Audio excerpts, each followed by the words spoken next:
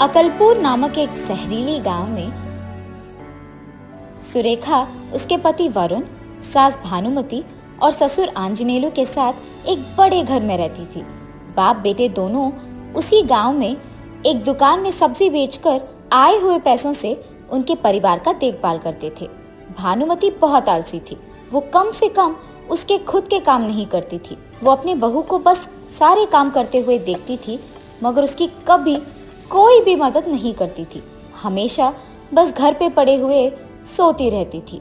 उसके बारे में सबको पता होने के कारण कोई भी उसे कोई काम करने के लिए नहीं कहता था।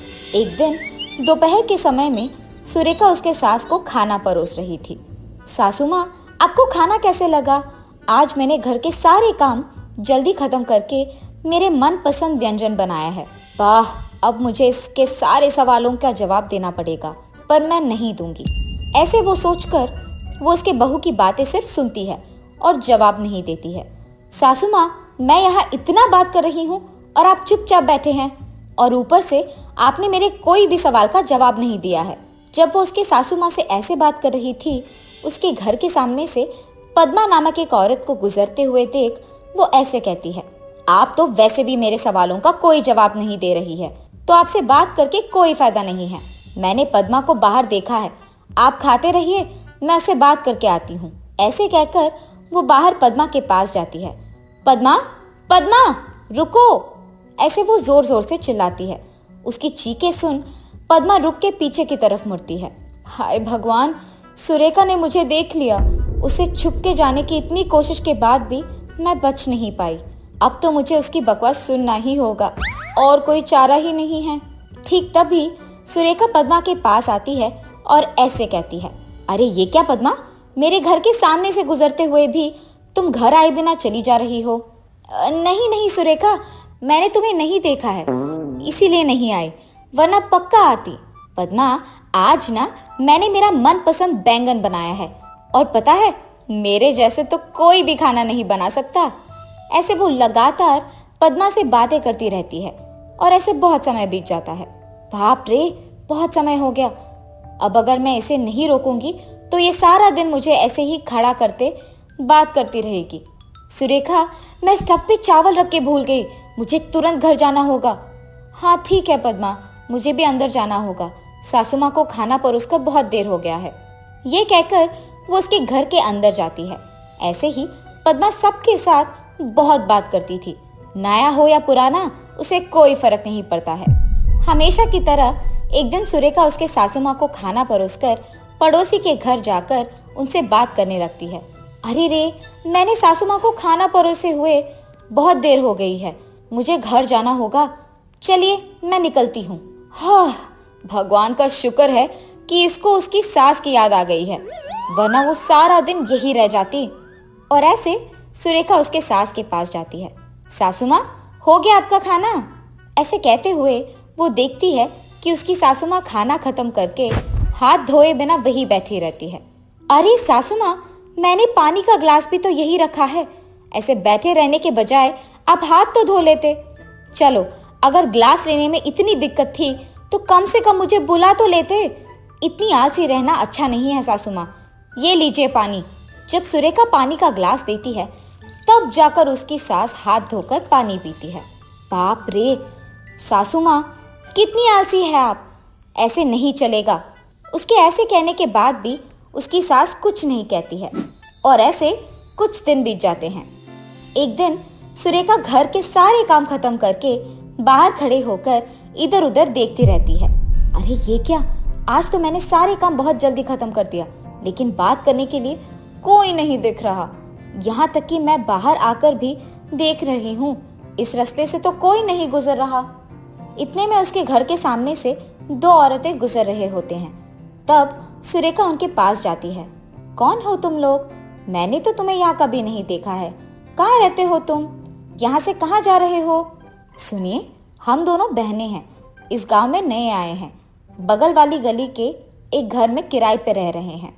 अच्छा ठीक है, आप कह रहे हो कि गांव में नए आए हो, तो अगर कोई चीज़ की ज़रूरत पड़े तो मेरे घर आ सकते हो।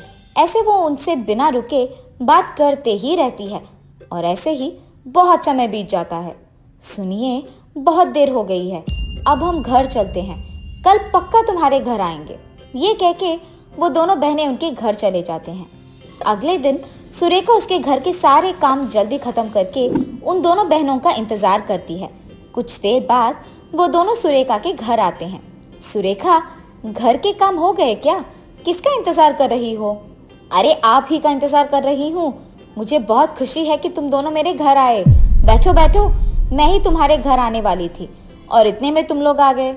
ऐसे वो उन दोनों को बिठा के बात करते ही रहती है और ऐसे बहुत समय बीत जाता है। सुरेखा, जब से हम आए हैं तुम्हारी सास उसी कुर्सी में बैठे हुए हमें देख रही है, बस कुछ बात नहीं किया उन्होंने।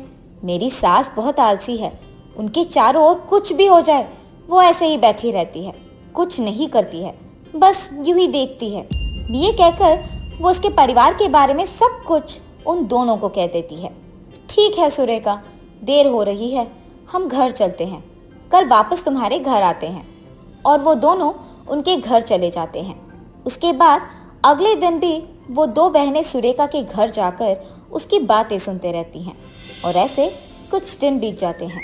हर रोज की तरह वो दोनों बहनें सुरेखा के घर जाते हैं। अरे सुरेखा, हर रोज की तरह तुम अकेले खाना बना रही हो क्या? हाँ, तुम दोनों सासू माँ के पास बैठो, मैं काम खत्म करके अभी आई। तब बहनें दोनों उसका घर पूरा छान मारते हैं।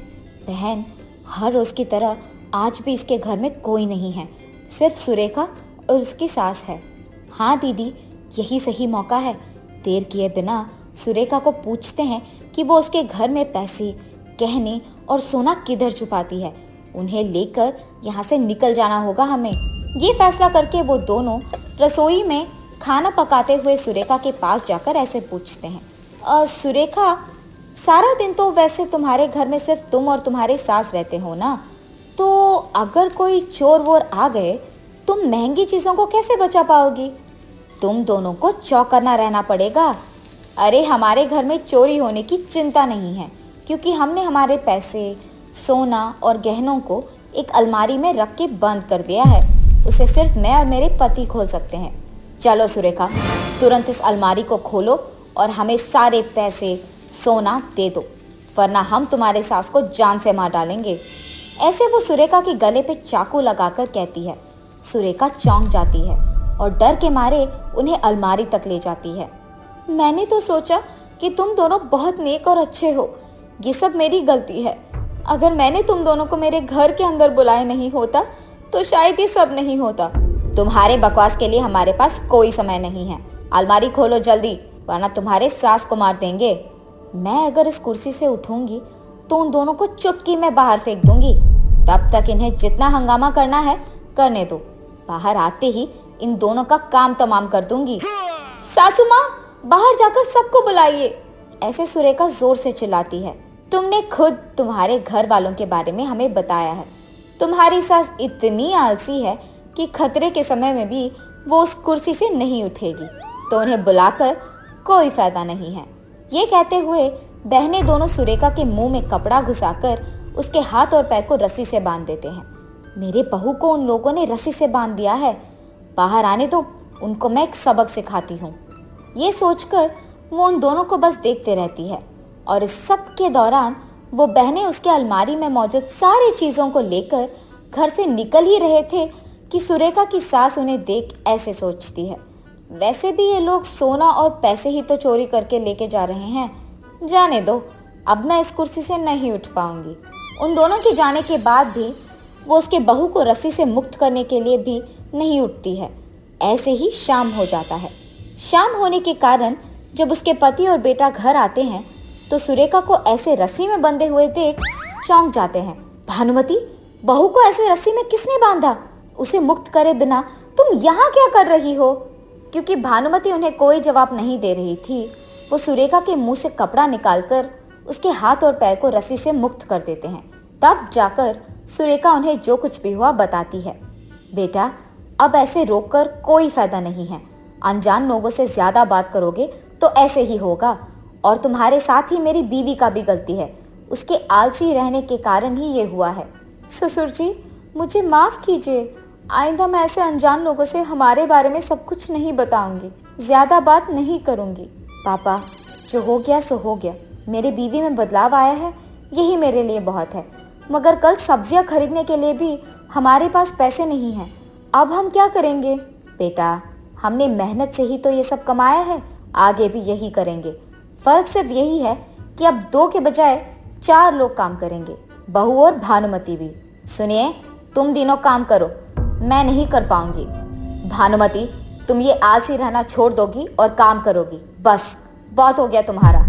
उसके पति के ऐसे जोर से कहने के कारण वो कुछ नहीं कह पाती है और तब से बाप बेटे उनके पत्नियों से भी दुकान में काम करवाते हैं। अगर मैं उस दिन आलसी नहीं बनती तो शायद आज मुझे काम करने की कोई ज़रूरत नहीं पड़ती। अब तो मुझे चुपचाप काम ही करना होगा। इस हालत की वजह तो मैं ही हूँ। मुझे कम से कम अब से बेवजह इतना ज़्यादा बात करना नहीं पड़ेगा। और ऐसे तब से सुरेखा ज़्यादा बात नहीं करती है और भानुमति भी आलसी नहीं रहती है। चारों काम करते हुए, पैसे कमाते हुए खुश रहते हैं।